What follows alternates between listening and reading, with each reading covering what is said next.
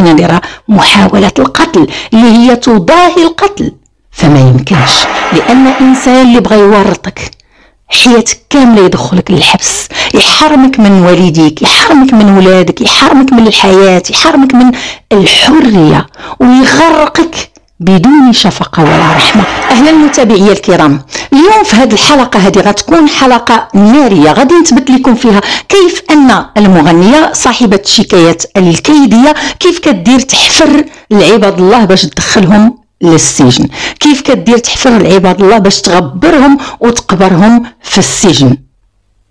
كتذكروا معايا هذا الفيديو هذا.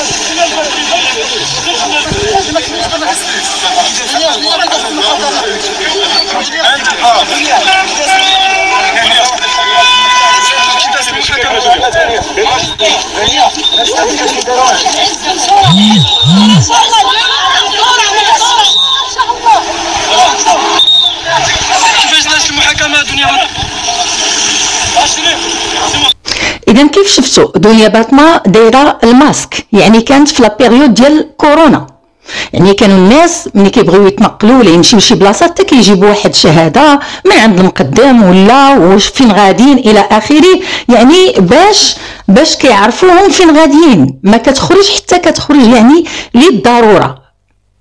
اذا هذه النقطه هذه مهمه.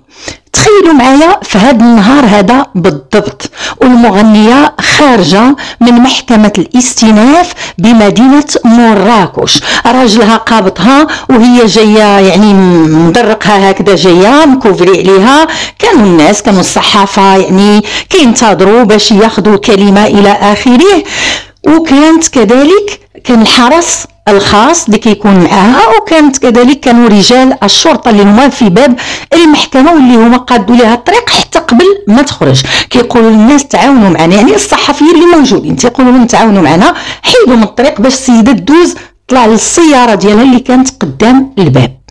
اذا شفتوا اللقطه ممكن انكم تعاودوها كيف خرجت دخلات للسياره ديالها. تخيلوا معايا لو كان في هاد اللحظات هذه او في هاد اللحظه هذه بالذات وهي خارجه ووقعات ليها شي حاجه، واش كانت غتسكت؟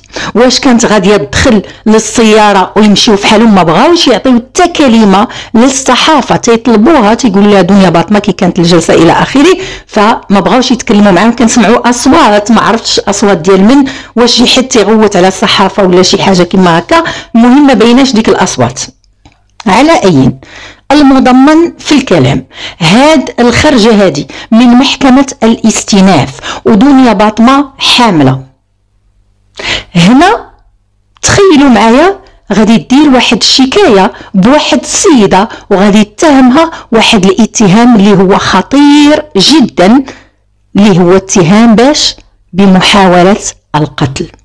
قالت لك بان السيده واللي هي معروفه على اليوتيوب اللي هي دلال صاحبه قناه لاكريم تيفي.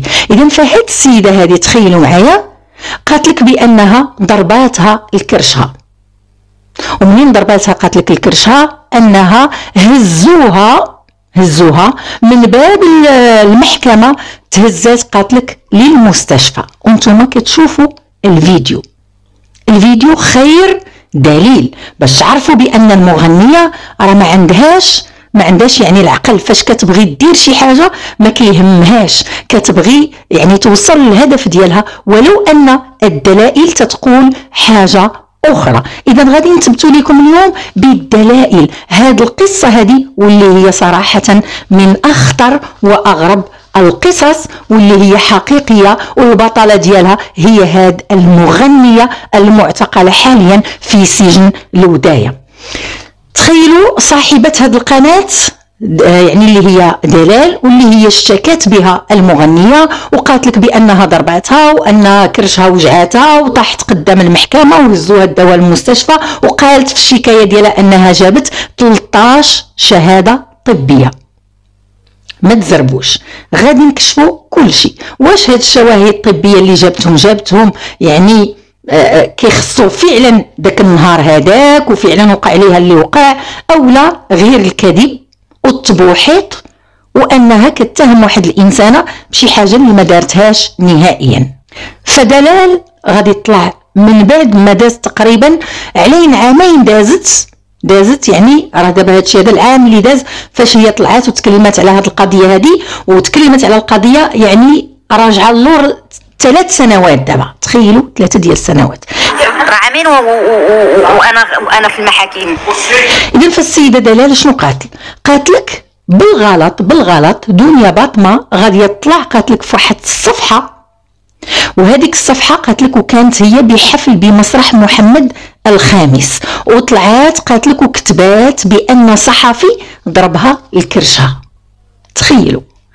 اذا من هنا غتجي الفكره، يعني هي وهذوك اللي مواليين ليها واللي هما تابعين ليها الحمزويين والحمزويات عطوها الفكره ربما، او هي من صنع الخيال ديالها. شنو قالت؟ اذا حنا هادشي هذا غادي نلفقوه لهذيك السيده دلال، وغادي نقول هي اللي ضربتني الكرشي. دازت الجلسه بحال اليوم، لا غد ليه بعد غد ليه طلعوا بسطوريات هذوك نفس الاشخاص نفسهم. دلال ضربات دنيا باطمه الكرشها. قبل ما يطلع كل شيء طلعت واحد الصفحه، وهذيك الصفحه راه تكتشفت ديال من تعرفت ديال من راه بالغلط طلعت فيها المغنيه في حفله في مسرح محمد الخامس. طلعت شنو كتبات؟ سكرين فيديو عندي. طلعت كتبات بان صحفي ضرب دنيا باطمه الكرشه. هذه اول وحده.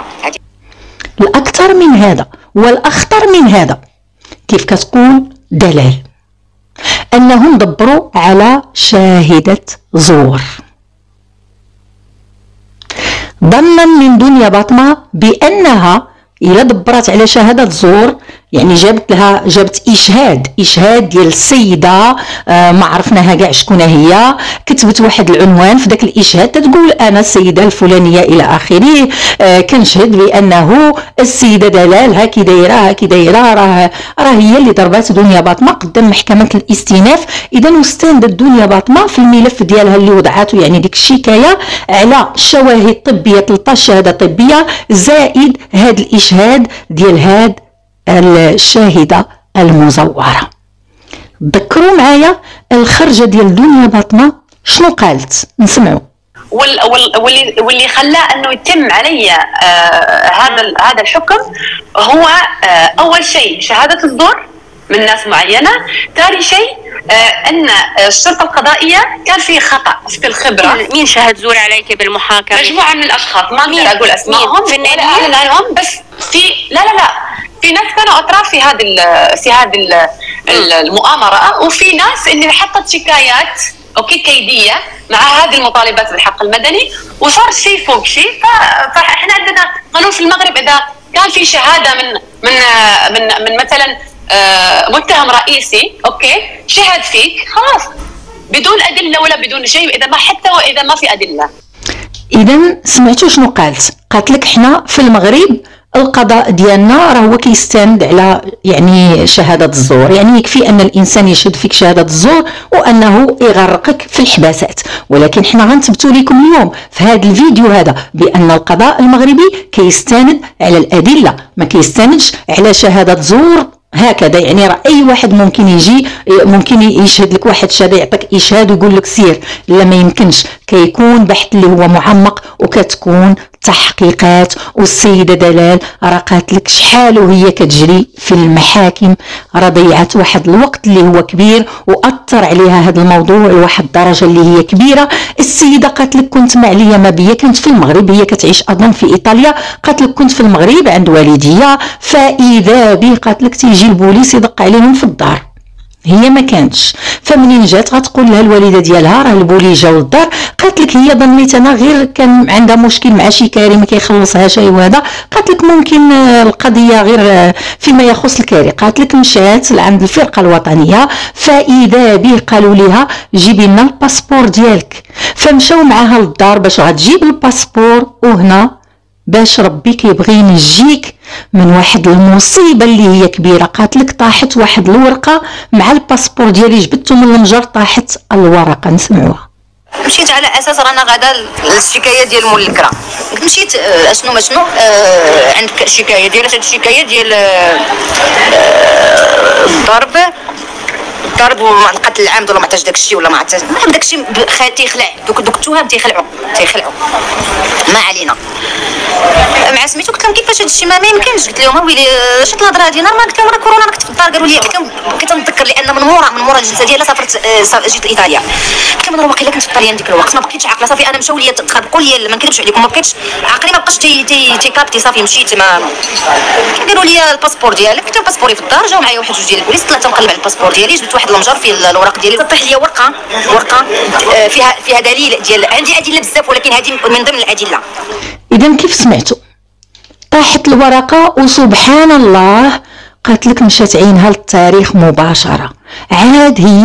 عاد بدات تتذكر لانها ملي مشات عند الفرقه الوطنيه هي غاديه بواحد الفكره. حتى قالوا لها راه عليك شكايه ودوك التهم اللي هي ثقيله اللي فيها محاوله القتل واللي فيها السب واللي فيها القذف واللي فيها التشهير الى اخره. السيده بحال عطاوها جوج تصرفيقات داخت ما بقاتش عاقله على راسها اصلا باش غتعقل هي على داك النهار فين كانت.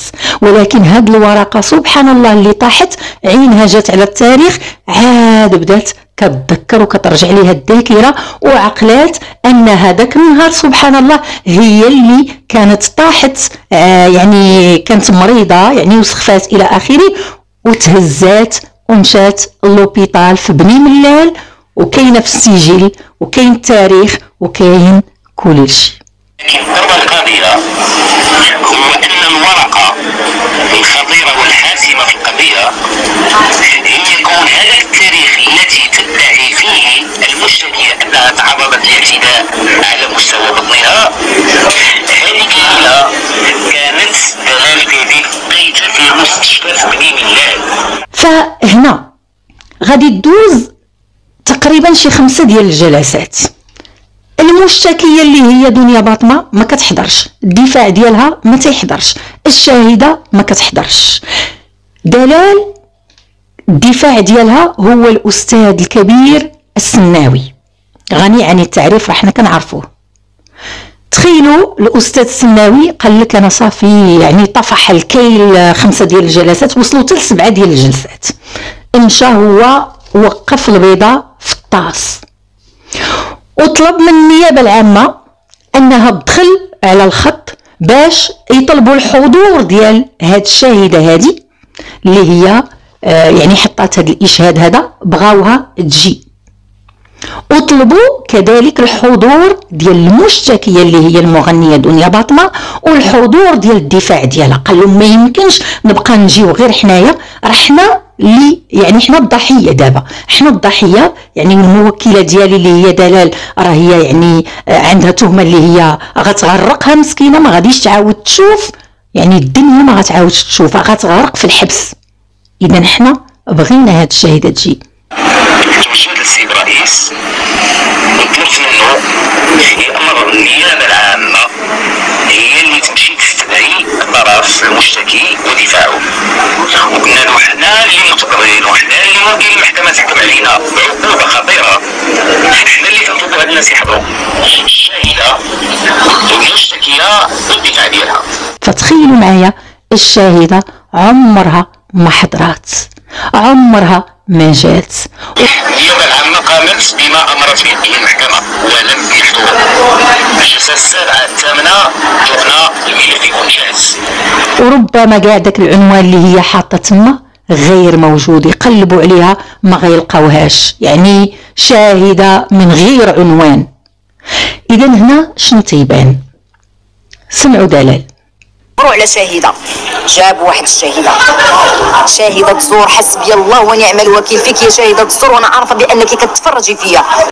اذا هنا باين المغنيه بانها دبرات على هاد الشاهده هادي لعلم الله شحال عطاتها ديال الفلوس باش تشهد ليها شهاده الزور وباش تغرق السيده.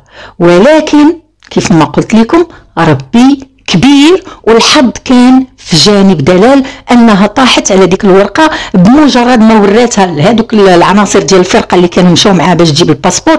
قالوا لها غير هذه راها كافيه غادي نديو هذا الشيء هذا، وابخي وجدي انت الملف ديالك، حيت هي عاد ذكرات وقالت لك عندي دلائل اللي هي عديده وكتثبت انا فين كنت الى اخره.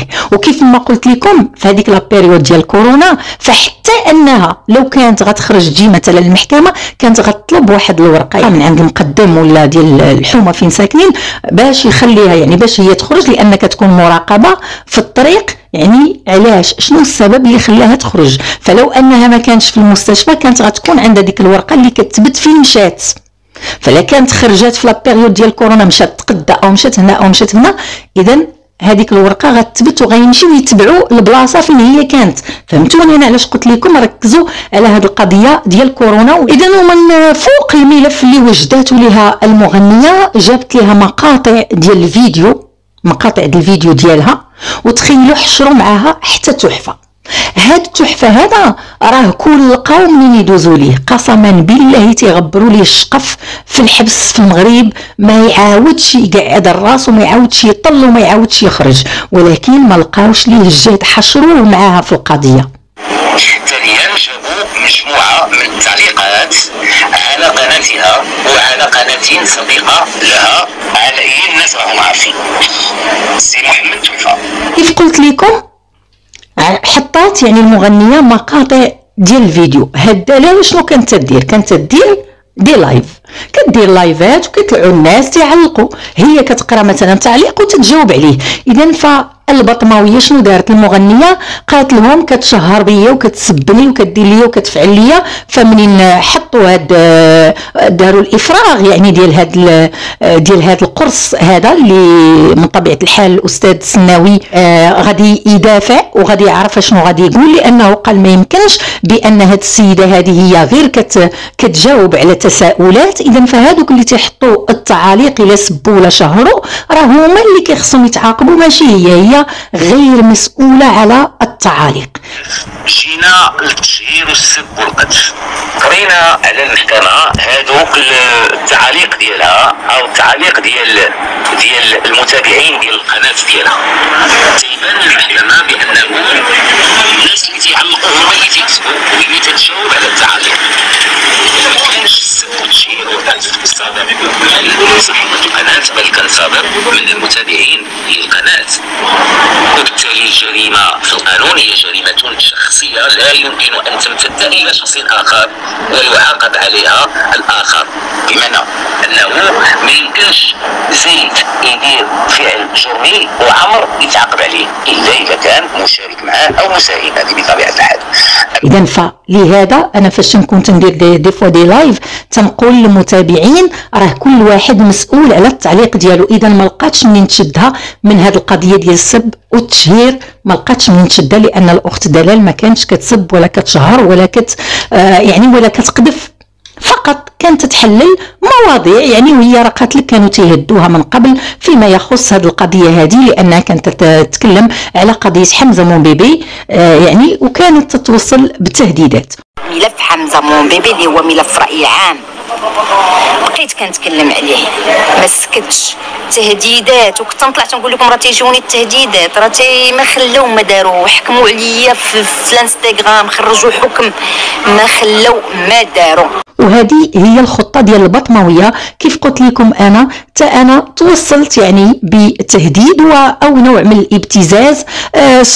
سكتي اولا راكي غتدخلي غادي نغرقوك في الحبس، بحال هما عندهم السوارت ديال الحبس، غير اللي يتكلم كيدخلوه هما للحبس. اذا شوفوا هذه القضيه هذه كيف لابسه هذه المغنيه هذه شكايه كيديه ما عندها يعني لا علاقه لا بالواقع ولا بالقانون، بغات تغرق السيده. ولكن الحمد لله لقات السيده دلال مع المحامي ديالها او الدفاع ديالها الاستاذ السناوي، لقاو بان الادله فهي دامغه. الشاهده يعني ما جاتش، المغنيه ما كتحضرش، الدفاع ديالها ما كيحضرش. اذا اشنو هاد المصيبه هذه؟ اذا شفتوا الان كيف ان هاد المغنيه كتحفر مورا اي واحد بدون شفقه بدون رحمه.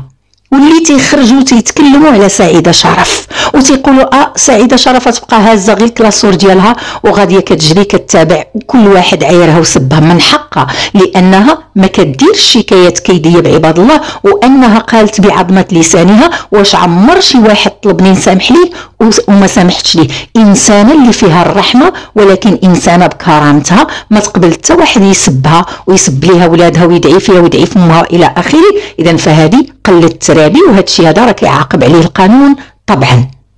من حقها دير واحد يعني بطريقه قانونيه انها تتابع اي واحد خطأ في حقها، ولكن ما كديرش شكايه كيديه وتغرق عباد الله بالكذوب بشهاده الزور وتشري الشاهده وتقول لها اجي قولي انت بانك شفتيها وضربتني الكرشي الى اخره. غنرجع لكم فيما يخص الشواهد الطبيه، 13 شهاده طبيه. ما يمشيش بالكم بعيد وتقولوا بان راه شي طبيب عطاها الشواهد، لا، هي الشواهد الطبيه اللي جابت كلهم بعاد على داك التاريخ ديال داك النهار اللي خرجت فيه من المحكمه واللي قالت لك ضرباتني في السيده وطحت تما وهزوني للمستشفى. تا شهاده ما عندها على داك النهار، عندها شواهد اللي هما قدام، كيف ما اكد هذا الشيء هذا الاستاذ السناوي. والشواهد الطبيه اللي دلات بهم المشتكيه نعم تتقول انا ضربتني الكرشي وتهزيت من المحكمه ومشيت لعند الطبيب المعالج وعطاني شهاده طبيه، وجابت 13 شهاده طبيه كلها بتواريخ سابقه على هذاك النهار. ديال شهر 4 وديال شهر 3 واللي عندها عام ولكن ما جابتش هي وحده ديال هذاك النهار. اذا كيف سمعتوا الاستاذ السناوي فهو اكد هذه المساله هذه. والدليل الاخر يعني دليل اخر وهو ان الاستاذ السناوي هذا الفيديو هذا اللي دوزت لكم ديال المغنيه وهي خارجه من باب المحكمه ديال الاستئناف بمراكش، فهو هزوه وسجلوه وحطوه في قرص مدمج ودوزوه امام قاضي التحقيق، وشافوا بان المغنيه هي خارجه ومعها يعني الحرس ومطوقه وراجلها معها الى اخره. طلعت للسياره ديالها بكل امان، ما كاين حتى مشكله، ما ضربها لا صحفي ولا صحفيه ولا امراه ولا يحزنون. يعني كل شيء كذب في كذب، يعني ان المغنيه صاحبه هاد الشكايه الكيديه هاد الشيء هذا ما غاديش يدوز عليها بالساهل. انا كنستغرب الام ديالها او الاخت ديالها او لي فانز ديالها اللي تيخرجوا ستوريات على الانستغرام وتيطلبوا معاها يا ربي تخرجها من هاد المصيبه هذه الى اخره، وكيدعيو في كل من كان ليها حيله وسباب. شكون اللي كان حيله وسباب لهاد السيده هذه؟ واش هاد السيده هذه القضاء تبلى عليها؟ واش هاد السيده هذه ما دارتش وانها مظلومه كيف قالت هي ان شهاده الزور ممكن تديها وهي مشات بشهاده الزور؟ هاد الشيء هذا ما يمكنش، وها هو الدليل القاطع اللي تيبين بان القضاء ما يمكنش غادي يغرقها بشهاده الزور. لا، كاينه تحقيقات، كاينه ابحاث تدار، والقضيه الطوال كل ما كاين ابحاث وكاين شهود، اذا القضيه الطوال حتى كيتاكد القضاء من ان القضيه راهي يعني لابساها 100% او انها بريئه منها براءه الذئب من دم يوسف، كيف ما وقع مع دلال واللي برأتها المحكمه. نعم، برأتها المحكمه من هاد التهم هذه كامله. كيف قلت لكم تهمه ديال محاوله القتل، وتخيلوا معايا محاولة القتل راه هي العقوبة ديالها تساوي القتل، لأن في المحاولة كنتي ناوي تقتل غير أنك ما استطعتيش، يعني العقوبة كتكون بحال أنك حاولتي ولو ما قديتيش، كتكون بحال أنك درتي هذيك يعني درتي داك الجرم هذا اقترفتيه. إذا السيدة كانت غتمشي فيها حياتها كامله ما غتشوفش الحريه، ما غتعرفش شنو هي الحريه، وكانت غتمشي مظلومه. تخيلوا معايا كون ما لقاتش ديك الورقه اللي كتثبت فين كانت. ممكن تقول كنت في دارنا، يعني عائلتها ما وبا اكيد كانت في الدار، ولكن اشنو اللي كيثبت انها كانت في الدار وما كانتش امام باب المحكمه وما ضرباتش المغنيه؟ هذا هو السؤال. وهنا فين الله سبحانه وتعالى منين كيبغي يعني يخرج الانسان من واحد المأزق كيدير ليه واحد السبب.